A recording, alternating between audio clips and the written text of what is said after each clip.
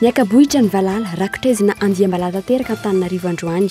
Andiambalala 1 kilometatra maro no namaky vaky ny tanàna ny fiandohan'ny tolakandro teo. Rakotra avokoa manomboka teny Itosy ka hatrany Analakely sy ny manodidina ny Ivato iray manontolo. Atairana ny an'ireo mpamboly rehetra teny amin'ny manodidina rana ity izany.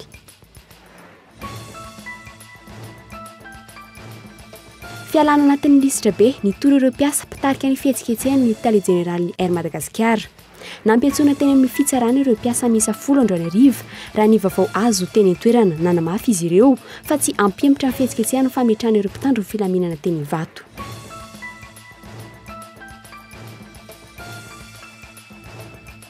Mila fahavonona politika ny fivoahana amin'ny fahantrana sy ny fahatongavana amin'ny fampandrosoana raha nambaran'ny Front National ny vondrona politika malagasy miaramiainga ajo Andriana Narvelo androany etsakilany ny famerenana ny fifampitokisana eo amin'ny mpitondra sy ny vahoaka ihany no vahaolana raha nambaran'ny mpandinika politika iray. Vola be no niodikodina tao ambadika ny raharaha fanapohana bomba teny Anosy ny 12 Janoary fianianan'ny filoham-pirenena farany teo sy ny famonoana ilay sinovavy ny asa tetsy beoririka teny Soamanandrariny. 7 volana tsy aoriana nanomboka nahitana mangirana amin'izay ny raharaha Roland voaroiroy hatreto ary natolotra ny fitsarana noho ny pirofo maromaro azo nitazomana azy.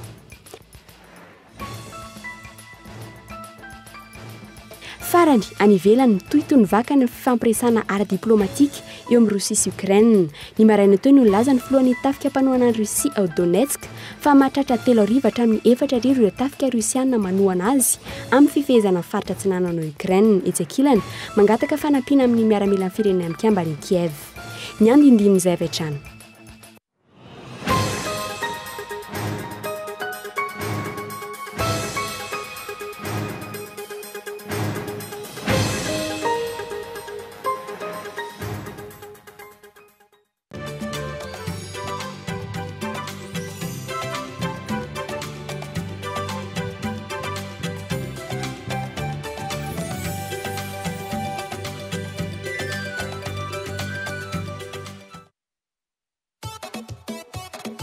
Zay tadiavinao, hitanao avokoa.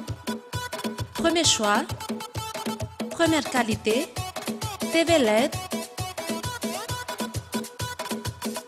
marque originale, subwoofer, synthétiseur, lecteur, sonorisation.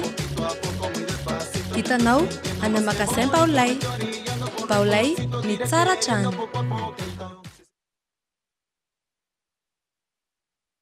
Reprise de haute volée sur les chaînes Canal+. Oubliez les succès de la saison dernière. Oubliez les exploits. Oubliez l'injustice. Oubliez la gloire. On recommence tout. Cette année encore, préparez-vous à vivre une saison de football extraordinaire sur Canal+. Retrouvez les meilleurs matchs de la Champions League, de l'Europa League et l'intégralité de la Premier League, sans oublier la Serie A et les plus grands moments de la Ligue 1. À bientôt sur Canal+.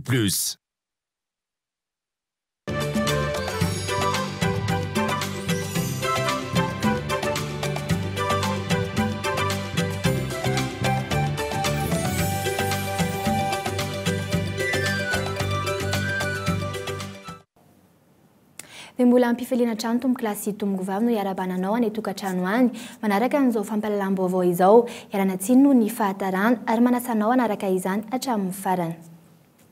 Atenana ny an'ny ponina teto Antananarivo ny akabohatra ny Valala androany arivo tokony tamin'ny roa rasy sasany tany Ivato sy Ambohidratrimo ary Itosy no nipoirany adiny roa taty aoriana namakivaky ny Anosy be, Anosy, Mahamasina, Analakely ary tonga hatrany Ankadindramamy.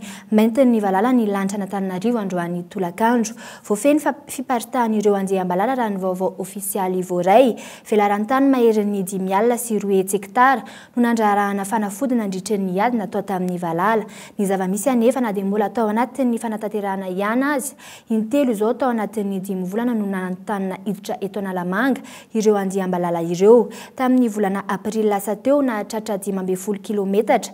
Ny halavan'ny Valala nandalo tao Imeritsy-Atosika 10 hektara no ripaka vokatra izany. Ny volana May lasa teo nandalo tany Ampangabe sy komina Alakamisy ny Fenoarivo ireo Andiambalala ireo. Izy tamin'izany aza no efa nandrangaranga teo anoloan'ny lapany volo ary aiza ho aiza ary ny fandraisana antanan'ny ministeran'ny fambolena manoloana izany iandry famatsim-bola avy any ivelany hatrany ve Madagasikara vo afaka ihetsika.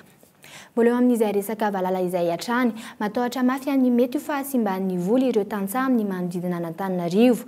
Ny tantsaha izay eo ampanaovana voly avitra amin'izao fotoana izao, ny sasany kosa dia efa manomboka manetsa ny vary aloha. Ny mandrehatra afo mba hampanosirana ireo valala no any erin'ny tantsaha manoloana ny zavatra mitranga. Fanadina rahantsika amin'ny zorakotindrina. Tsy lalao akory reto olona ireto raha milanja ity kodiarana ity. Hampanosirana ireto andeha-mbalala ireto no tanjona. Tonga tsinam-pozina tokoa ty valala amin'ny fepetrany raisinay aloha zao dia nanao hazo lavalava zay dia nasiana sase fotsifotsy dia nikopaka dia hitanareo zay mandoro fako mandoro pneu zao zany androana le valala amin'le ketsa mba tsy ho lan'ny valala ndray ty ketsa efa kely ty. Tsy nifankahitana ny valala teto amin'ny tanàna Antananarivo, Atrenitaosy, Analakely, Tsaralalàna, Andravoahangy, Mahazo sy ny sisa.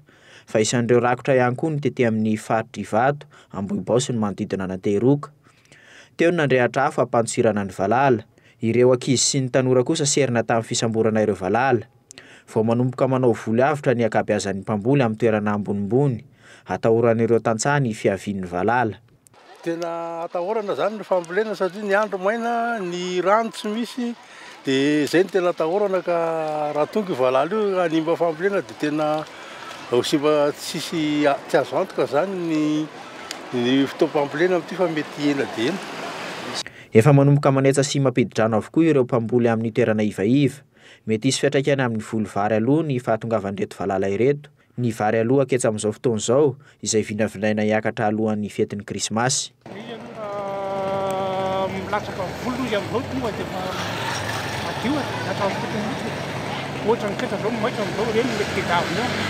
Mampametra-panontaniana ny fisian'ny valala amin'izao fotoana izao. Ireto valala ireto izay vao mianatra manidina raha ny fahitana azy. Aiza ho aiza ny fandraisana anjaran'ny Ministera amin'ny Fambolena manoloana izao zava-miseho izao. Vao tamin'ny volana Febroary sy Martsa no nisy andeha-mbalala dia izao tafaverina izao sahady. Ny famatsim-bola ve no tsy ampy sa ny fitantanana no mila arindra arakaraky ny laharam-pahamehana. Nitory ireo mpiasa mpitarika ny fihetsiketsehana ny Tale Jeneralin'ny Air Madagascar. Nampanatsony teny amin'ny fitsarana ireo mpiasan'ny Air Mad miisa ampolo ny androany arivo raha ny vaovao farany voaray. Namafy izy ireo fa tsy ampiempotra ny fihetsiketsehana izany. Fanadiadina. Ny maraina teo no didin'ny mpitandron'ny filaminana ny ireo mpiasan'ny Air Madagascar nanao fihetsiketsehana. Tsy navela nindra tao amin'ny seranam-piaramanidiny Ivato ny iray amin'ireo mpitarika ny hetsika, ny mpanamory commandant Rabarilala Rado. Ankoatran'ny fialan'ny Madagasikara ao anatin'ny listra be, tseken'ireo mpiasan'ny Air Madagascar ihany koa ny tsy fifandanjana eo amin'ny tsena azon'ny kampania mpitaterana malagasy sy ny Air France. Tao anatin'ny telo taona sy tapan'izay tsy nahafahan'ny Madagasikara ny sidina ny lanitra Eropa. Lasan'ny Air France ny 800 isan-jaton'ny tsena. Mampametra-panontaniana arak'izany tsy fahatomombanana eo amin'ny lafiny teknika sa fitsonjovana ny tombotsoan'ny Frantsay no tsy hanesorana ny Madagasikara ao anatin'ny listra be. Manamafy izy ireo ny tokony tovin'ny ampahan-tsena eo amin'ny Air France sy ny Air Madagascar. Saika 800 isan-jatony ny tsena io zotra mampitohy a Madagasikara sy France io zany dia saika ataon'ny Frantsay ampimambo. Tsy azo ekeny zany raha ny accord aérien dia tsotra be ihany. Laza fa misy ny atao hoe transport aérien équitable et juste. Dikan'izany tokony misasaka mazava tsara ny fifananana madio no atao amin'ilay zotra. Fa raha 20 isan-jato mba any Madagasikara tsy rariny zany. Ary izaho miteny anareo tsy vitan'izany efa mbola atao anaty annexe B Madagasikara. Tsy azona ekeny zany. Miahenjana ny fihetsiketsehana ataon'ireo mpiasan'ny kampania mpitaterana Air Madagascar nanomboka androany. Ankoatran'ny Air France, tsy afaka miditra eto Madagasikara ihany koa ny Air Corsair. Nanapa-kevitra ny aniofa ny fiaramanidina 770 ny Air Madagascar izy ireo. Mihitsy ny représentant ny Corsair maly avy any andafy nanontany izy hoe anomboka amin'ny 16h30 zao ny enregistrement anay. Moa ve anao izy afaka miteny aminay hoe afaka makany ve zahay. Dia ozy mantsy azy hoe raha levé ny annexe B hatramin'izay 16h30 zay dia tsisy olana mihitsy ny tokony hidiranareo satria mitsahatra hatreo ny hetsika ataon'ny mpiasa. Fa raha mbola tsy levé izy aoriana 16h30 dia anareo indray mandray izay disposition raisinareo, alefanareo moa volanareo tsara, tsy alefanareo moa izy tsara. Dia rehefa aveo moa izy verina ny antso namerina ny antso dia ozy izy hoe ary volan'ny Air Madagascar aveo ozy izy mbola maintenu dia ozy hoe ny Air Madagascar ngeika tsy migreve volan'ny Air Madagascar dia mandeha tsaka sy andavana. Namerina ny antso fanontely dia ozy izy hoe zao ny fanapa-kevitray ho afretenay zany ny volan'ny Air Madagascar andefasanay ny mpandehanay ary rehefa tonga Antananarivo satria mbola misy todi-dohan'ny La Réunion dia raha mety dia au-delà 18 heures zay mieritreritra anofan'ny 737 Air Madagascar hitatitra an'ireo mpandehanay makany La Réunion. Tsy afaka nanao ny sidina tana La Réunion tana ny mpanamory ara-teknika sy mpanamory ara-baritry ny Air Madagascar omaly ariva. Sidina iray avy ao amin'ny kampany Air France no voalaza fa hiditra ankeriny eto an-tanindrazana androany alina. Mbola toa ny izay raharaha Air Madagascar izay hatrany tsy azo ataony manafoana ny fifanarahana eo amin'ny kampany fitaterana Air France sy ny Air Madagascar raha nambarany ministra ny fitaterana Ulrich Andriatina androany tsy maintsy mandray ny asan'ireo tokony hanao izany raha nambarany fanadiadina. Tsy mankatony fihetsiketsehana ataon'ny mpiasan'ny kompania fitaterana Air Madagascar aneo anivon'ny ministeran'ny fitaterana. Nanome baiko ministra ny fitaterana fa tsy maintsy mandray ny asa n'ireo tokony hanao izany manomboka androany ariva. Zay mpiasa te hiasa moa dia afaka miasa. Zay mpiasa tsy te hiasa dia zony tanteraka zay amin'ny arakin'izay lalàna misy eto zany araka teneniko hoe faire un grève, donner un préavis, raha ohatra ka tsy te hiasa izy. Fa ny mpiasa te hiasa kosa dia tokony avela hiasa ihany. Donc reo kompania ireo dia efa nomena garantie hoe tsy maintsy ho tanterana satria obligation contractuelle NERMAD io. Tsy maintsy ataony NERMAD zany no mijery vahaolana anatanterahana io obligation io. $100 antrosan'ny Airmad hatreto raha toa ka $500 no fatiantoka teo amin'ny Air France no ilay sidina tsy afaka angadona teto an-tanindrazana. Manoloana io, nanao fanambarana tamin'ireo mpandeha teo anivon'ny ambasadin'i Frantsa, nilaza ny tokony hanatonan'izy ireo kompania pitaterana alohan'ny hanatonan'ny seranam-piaramanidina. Hatreto mbola tsy fantatra ny tohan'ity raharaha Airmad ity.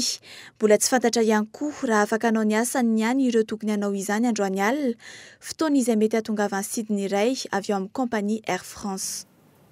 Tsy mahafa-po ary mahakivy izay no misongadina raha mandinika ny valo volana nitondrany Radona Armampianina izay ho ny mpandinika politika iray. Fitokonana maro samihafa tsy fandriampahalemana raiky tapisaka ary adala politika izany no mameno ny gazety sy ny resabe isan'andro eto Madagasikara. Ny antoko sy vondrona politika toy ny malagasy miara-miainga izay niara-nandrafitra viana iombonana tamin'ny mpitondra no tokony hamaritra sy tsara ny asa vita ary handray fepetra entitra mba tsy hamita-bahoaka. Fanadina raha antsika amin'ny herinirina rabary. Ny fiatsaran'ny fifandraisan'ireo mpiara-mombonantoka ihany hatreto no tena isongadina tamin'ny asan'ny fitondrana hatramin'ny 9 volana nijoroan'ny Repoblika fahaefatra izay. Nanamafy izany ny fivoahan'ny Imbalo tany ivelany nataon'ny filoham-pirenena. Ho an'ny fifandraisana anatony kosa, nanamarika ny fitondrana Radona Armampianina ny fitokonana ny sesisesy nataon'ireo sehatra maro samihafa toy ny raharaha fanagadrana mpanao gazety. Teo ihany koa ny fitokonan'ny mpampianatra FRAM, ny fitokonan'ny mpampianatra teny amin'ny université izay nahitana fahasimban-javatra maro, ary ny fitokonana ataon'ny mpiasan'ny Airmad sy ny mpiasan'ny Jirama izay mbola mitohy amin'izao fotoana izao. Ny famerena fifampitokisana eo amin'ny mpitondra sy ny vahoaka ihany no vahaolana raha nambaran'ny mpandinika politika iray. Tena tokony hoe handray an-tanana ny fitantanana ny firenena, fitondram-panjakana. Satria matoa misy lela zay hoe tsy mitokony roa menimena zezrezetra misy antony. Ary tokony ho hita mihitsy le hoe fametrahana fototra matanjaka ho an'izay fitondram-panjakana. Raha miteny izany mantsy dia zao hoe matotrika ohatran'izao tamin'tsingeva evatra zao ohatran'ny mbola tsy mari-pototra amiko. Fijery koa za le fitondram-panjakana. Fomba fanaovana politika teto hatramin'izay ny hoe efa mipetraka ny fitondrana vao manangana ny antokony ny mpitondra. Hita izany tamin'ny fitondran-dratsiraka nanangana Arema, ny filoha Zafy Alberina nanangana UNDD, toy izany ihany koa nataon'ny filoha Ravalomanana nanangana ny antoko TIM, ary mbola izany ihany nataon'ny mpitondra ankehitriny amin'ny fananganana ny antoko HVM izao indray. Fahavononana politika no laklehan'ny fampandrosoana ny firenena raha ny hevitry ny antoko malagasy miara-miainga. Zay nanao vina niaraka taminy, zay nanao fanahy niaraka taminy no tokony hiteny hoe tanteraka sa sy tanteraka ilay izy. Za zao nanao vina tamin'ny vahoakana amin'ny kadin'andriana hoe zao no apetrakintsika mandritra ny 12 taona, mandritra ny 13 taona. Dia zay mpitondra fandimby teo niezaka nanatanteraka an'izay dia za molom-pirenena koa nanampy nanaterana n'izay vina zay. Dia zao zay ny voka. Dia lesona ngambaka nisy lesona dia hoe tsy misy kisendrasendra zany amin'ny resaka fampandrosoana fa tsy maintsy zavatra matipaika ihany no ahafahana mampabe fa ny planina efa vita melono ahafahana mampandroso. Mbola lavitra ny lalina atongavana any amin'ny fampandrosoana raha ny zava-misy ankehitriny ny jerena. Mbola lavitra ezaka ihany koa araka izany ny lalina kivoan'ny fahantrana. Ilana finiavana politika avy amin'ny mpitondra nefa izany rehetra izany. Ambolana maro tao ariny ny fividianana solombavam-bahoaka dia mbola misy ihany ny olana vary mangatsiaka nanaraka ny fividianana ho averina any Belotsirby. Nisy ny olana arabola ka tsy mbola voalony tamin'ny karaman'ireo niasa tany amin'ny birao fividianana ka nifanolana tamin'ny komity mpikarakara ny fividianana. Saika tsiraikitra ny fividianana atao rapitso saingy efa niravina ny olana. Fanadidina raha antsika amin'ny herinirina arabary. Ny talatalasa teo napiakapeo ireo olona nomen'ny CED na ny komity fikarakarany fifidianana eny amin'ny distrika andraikitra ho isan'ny mpikambana ao amin'ny biro mpifidianana. Raha 2 alina ariary no nifanarahana fa omena azy ireo, ray alina ariary kosa no azon'izy ireo rehefa vita ny fifanana nomena azy. Nisy tamin'ireto olona ireto nefa nanambara fa tsy handray anjara amin'ny fikarakarana ny fifidianana raha tsy azo ny volan'ny fanarahana. Raha nantaninina tamin'ny antso atarby kosa ny avy anivon'ny senita dia nanambara fa efa nilamina ny raharaha rehefa nisy tompon'andraikitra nalefan'izy ireo any atoerana. Ireo olona nanao fihetsiketsehana ihany koa efa nilefitra raha ny sary azo avy any atoerana hatrany. Efa tao zahay nanao an'io sonia io 100 000 mipetraka amin'ny sonia tokony hataonay nefa rehefa zarany le vola 50 000. Zay no problemo aminay zahay tafavory eto zao. Zahay tsy hoe mikomy tsy hanao ny asa fa tokony ataondreo le mangarahara. Zay mangarahara zay tadiavina io. Tsy nijanona ho rarahan'ireo mpikarakara ny fifidianana eto atoerana ihany ity raharaha ity satria dia fantatra io hariva io fa nidina ny atoerana ihany koa ny solotenan'ny PNUD eto amintsika nijery akaiky ity toeraraha ity. Mampametra-panontaniana ny ho avin'ny fifidianana lehibe ho avy rehetra manerana ny Madagasikara raha fifidianana amina distrika 4 tahaka izao aza tsy voafehy. Misy fandraisana amin'ny resaka famotsim-bola sy ny trafika maro eto Madagasikara ve ireo vonolona tamin'ny volana Jolay lasa teo sy ilay fanapohana grenade teny Anosy tamin'ny volana Janoary. 7 volana aty aoriana nanomboka nahitana mangirana amin'izay ny raharaha fanapohana bomba teny Anosy tamin'ny 15 Janoary fotoana nanaovan'ny filoham-pirenena fianianana. Misy fandraisana amin'ny raharaha famonona ilay sonovavy teny Somanandrary ve ity resaka fanapohana grenade ity.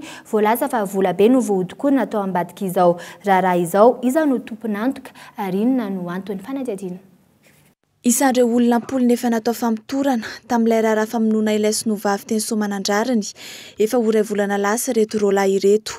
Raha fanazavan'ny tompon'andraikitra izy ireo hatreto no natolotra ny fitsarana noho ny porofo maromaro azo nitazonana azy.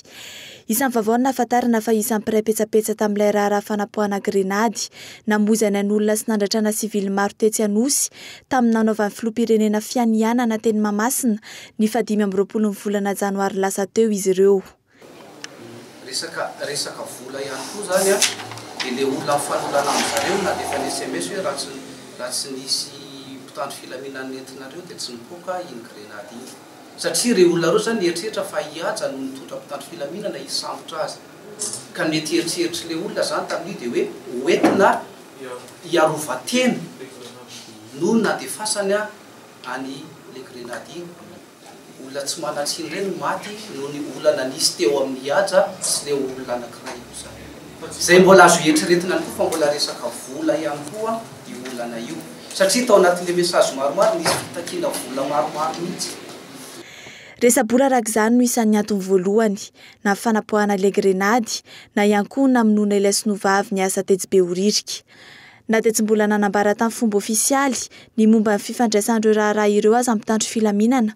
Azo antoka fa misy vola be miodikodina ao ambadika ireo raharaha ireo. Misy famatsim-bola amin'ireo afera maloto maro eto amin'ny firenena ve mifandraika amin'izao? Ny fahafantaranay azy dia ireny fikambana tambazotrana sinoa ireny zany anisany tafiditra anatina resaka famotsim-bola. Inona moa ilay endrika famotsim-bola hitanay tamin'izay fotoana izay dia misy zany ny fananganana orinasa fividianana sy fivarotana vatosoa. An'io tambazotra io. Ary mino zahay fa ireo olona izay tao anatiny voarorota amin'izy iny dia tafiditra tao anatin'io raharaha io. Dia io tambazotra fivarotana sy fividianana vatosoa io dia nanao fifanarahana tamin'ny banka nampiasa ny tony antsoina hoe masinina TPE.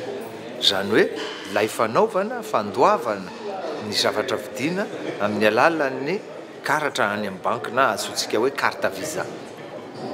asa fampiororona fandranana tsokisokony andramena averavady sozy volamena samy nanamarika ity fitondrana vaovao ity avokoa izany hatramin'ny voalohany ka hatramin'izao hatreto aloha mbola eo ampikarohana mety ifandraisan'ireo ny mpitandro filaminana tsy mbola hita ihany koa ny atodongokotrika ireo famonon'olona ireo. Vaovao eo amin'ny tontolon'ny asa fanaovana gazety kosa indray fananana taleny famoahana sy toy ny andahatsoratra no takin'ny lalàna amin'ny anomezana karatra mahampanao gazety matianina ireo mpiasa amin'ny orinasa an-tseratsera amin'ny internet maherin'ny 700 ireo fangatahana karatra eny anivon'ny ministera ny serasera sy ny fifandraisana amin'ny andrim-panjakana amampolo maromaro amin'ireo no gazety amin'ny alalan'ny internet fanadidina rahantsika amin'ny Nandriana Radonson. Ny asa telo taona tamin'ny orinasa serasera iray manana diplôma mifandraika amin'ny asa fanaovan-gazety na ny serasera ireo no fepetra anasivanana ny antota taratasy fangatahana sy karatra mahampanao gazety matianina. Tsy mbola voafaritry ny lalàna ny fisihan'ireo mpanao gazety amin'ny alalan'ny internet hatramin'izay teto Madagasikara. Ampiarahana amin'ny fandaninan'ny code de communication amin'ny taona 2012 ny momba ireo mpanao gazety en ligne ireo. Mandra-piandry izay anefa misy ny fepetra noraisy ny vomera amsahana ny fanomezana ny karatra mahampanao gazety matianina. Misy kosa nefa ny fepetra napetraka izany ato amin'ny commission hoe tokony anana mijoro mazava eo anatin'ny lalàna izy ireny zany ohatra ny gazety ihany zany misy talenty famoahana sy toniany fanoratana betsaka ny mafeno an'izay fepetra io nangataka mafeno ny dossier ara-dalàna misy koa nefa ny tsy mafeno fa mbola tsara-dalàna zany eo anatin'ny lalàna nitsotra ny anton'izay moa mba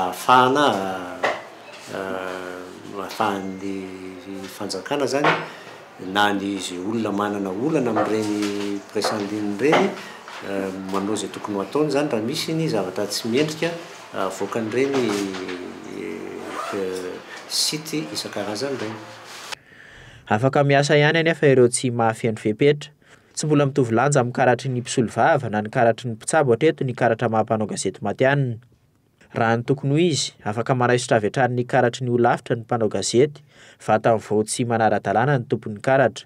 Mbola tsy nisy anefa izany hatreto. Zay zany no izany angambany zay moa tsy anjaran'ny commission mametraka an'izay fa anjaran'izay raony olavitra ho avy eo. Ny antony ianao anavozana ny karatra mampanao gazety moa dia izay indrindra mba ananganana ny olavitra ny mpanao gazety vaovao zany tsy fantatra na mety ho vita amin'ny taona na amin'ny taona ho avy. Hoentitra amin'izay lafiny izay ve izany ny olavitry ny mpanao gazety ijoro eo. Efa amataona no nandiniana ny resaka code de communication saingy tsy nahitam-bokana izany. Tany Antsirabe no nanaovana izany farany. Amin'ny taona 2017 no fotoana anavaozana manaraka ny karatra mahampanao gazety matianina. Androany no ny farana ny fanaterana ny atota taratasy teny amin'ny ministera serasera sy ny fifandraisana amin'ny andrim-panjakana. Ilaina ve ny fananana karatry ny orinasa akoatra ny karatra mahampanao gazety matianina? Inona no tsy rosoana amin'izany raha toa ka izay no anova zavatra, fanontaniana izay mbola andrasam-baliny amin'izao fotoana izao. Lelavola mitetina ray tapitrisa-rary amin'ny alalan'ny carte carburant no azo ny tsiraita amin'ireo olona 50 manerana ny nosy ny tsikin'ny ny vintana tamin'ny tombola lehibe no karakarain'ny mpanjara solika iray eto amintsika nanomboka ny 20 ny volana Jiona hatramin'ny 1 ny volana Jiona lasa teo ny vidy carburant mihoatra ny 3 alina ariary ireo mpanjifa nahazo tapakila ahafahana mandray anjara amin'ny tombola nozariana omaly ny loka azon'ireo mpandray anjara miisa 410 ho Antananarivo renivohitra fanampanazavana. Nanomboka tamin'ny 20 volana Jiona izy ka hatramin'ny faraka amin'ny 30 volana Jolay dia tamin'ny 13 août tamin'ny 13 août zany natao ny tirage dia izay nahazo nandray 50 nandray anjara nahazo ireo dia 1 million d'ariary bondasana 1 million d'ariary no azo ny olona tsirairay nanerana Madagasikara misy hatrany Adego, Mahajanga, Maivatanana, Tana, Antsirabe, Toamasina, Tsanatoliara misy andreo 50. Vaovao ny fanatanjahantena kosa indray niditra tamin'ny andro faefatra ny fiadiana ny tompon-dakan'i Madagasikara eo amin'ny taranja tenisy tetsy amin'ny kianjanakatso androany mpifaninana 700 no tsinjaraina sokajy roa mazava no nifaninana tamin'izany fanadihadiana. Miakatra ny taham-pandraisana anjara amin'ny fifanana nasionaly 2024 eo amin'ny taranja tenisy. Nanomboka ny 25 volana aogositra tokoa mantsy ny fiadiana tompon-daka ny Madagasikara eo amin'ity taranja ity ary tsy farana raha tsy amin'ny 17 volana septambra ho avy izao. Ligue paritra 9 no namaly ny antso tamin'izany, raha 5 kosa tamin'ny taondasa. Ligue nampitombo isan'ny mpifaninana tamin'ny hatramin'izay ny ligue na tsy mondrefana, raha toka efa natonga solotena hatramin'ny taondasa kosa ny ligue ny Vakinakaratra, Amorimany, Boeny ary Atsinanana ankoatra ny Nalamanga izay papetrano. Mpifaninana mahatratra 700 no miady tia amboara nasionaly eo amin'ny taranja tenisy ity Etsy-Akatso. Nanambara ny federasion fa tratra ny tanjona ary amin'ny lafiny rehetra mihitsy satria ankoatra ny fiakaran'ny tany mpandray anjara dia niakatra ihany koa ny lentan'ny mpilalao tsirairay avy. Nisy mihitsy ny hitany tanteraka ny fanomanana n'ireo mpilalao ireo isaky ny ligue ary tena niakatra mihitsy ny ataoko hoe niveau de jeu tamin'ity championnat ity satria dia tena efa niomana tokoa ny mpilalao isa navy any amin'ny faritra na ny eto toerana. Nisy mora tsy tena ohatra ny hoe teo amin'ny club any Atema izay tena nanao karazana stage bloqué mihitsy ho an'ireo mpilalao any izay tianay ny manamarika fa dia akasitrahanay zany eto niveau fédération ny fisiany izay fampiakarana niveau ambonimbony foana hatrany hatrany ny amin'ity taranja tenisy ity. Niditra tamin'ny dingany ampaefadalina ny fifaninanana androany ka toy izao ary ny vokatra. Tafakatra amin'ny dingany manasadalina IAL rehefa nandavo ny savidy soa tamin'ny 7-2 amin'ny 5-4 teo amin'ny ampaefadalina ho an'ny Sokady Junior Zazavavy. I Maolo kosa no tafavoaka mpandresy manoloana ny Kristina tamin'ny 7-4 rehefa nialandarana ity farany ary tafiakatra itsanta rehefa nandavo Miura tamin'ny 7-4 amin'ny 4-4. Mora ho an'ny Asina kosa ny atrehana ny ampaefadalana satria tsy tonga ny mpifanandrina taminy. Raha ny voka-talao amin'ny ankapobeny aloha dia mbola mitarika hatrany amin'ny ligue 10 ambiny mifaninana hatreto ny ligue Nalamanga. Ny vaovao avy any ivelany no entintsika mamarana an'izao fampahalalam-baovao izao. Sesilany ny fifampiresahana ara-diplomatika amin'ny Russie sy Ukraine. Ny marana teo no nilaza ny filohan'ny tafika-panoana ny Russie ao Donetsk fa mahatratra 3 hatramin'ny 4 ireo tafika Rosiana manohana azy amin'ny fifehezana ny faritra Atsinanana ao Ukraine. Isan'ny manamafy filazana io ihany koa ny tafika ny firenena mikambana. Faritra maro ao Atsinanana ny Ukraine no fehezin'ireo tafika-panoana any Russie. Etsy ankilany mangataka fanampiana amin'ny miaramila ny firenena mikambana i Kiev manoloana ity raharaha mahamay ity. Fanadidina eo amin'ny sary ny France 24. Na dia mafy azy ny fanoherana entin'ny tafika Ukrainiana nandritra ny andro maro, faritra maro no efa voagejany mpanao fihetsiketsehana pro-russe. Miantso vonjy amin'ny OTAN araka izany Kiev, niemitra miaramila Ukrainiana. Raha ny zava-misy no tateriny ireo mpanohana any Russia, fa maro no fiarana velany ireto farany miaraka amin'ny fitaovam-piadiana any amin'ny tanàna tsy lavitra ny Donetsk. Hatramin'izay, nandao tsy nanatevin-darana ny ady Ukraine ny Moscou, saingy raha ny fanambarany miaramila ny firenena mikambana miaraka amin'ny Pologne, ananan'izy ireo ny pirofo fisian'ny tafika Rosiana any Antoerana. Toy ny fahitana misila Rosiana mikendry ny fiaramanidina tao amin'ny faritra eny ambonin'ny fiahin'ny pro-russe, ireto farany izay mifehy ireo toerana fanaovana fanaraha-maso ao Ukraine, Donetsk hatrany Novazovsk. Ity farany 10 kilometatra miala ny Donetsk izay nahitana ihany koa miaramila Rosiana.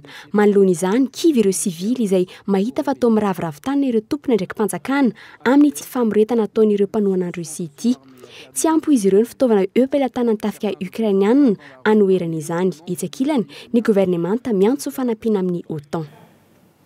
Dia iny ihany koa no entina mamarana an'izao fampahalalam-baovao izao. Azadinoana amin'ny valora sasany no anarahanao ny fampahalalam-baovao amin'ny teny frantsay. Ny tena kosa mamy fotoananao amin'ny manaraka indray veloma tompoko.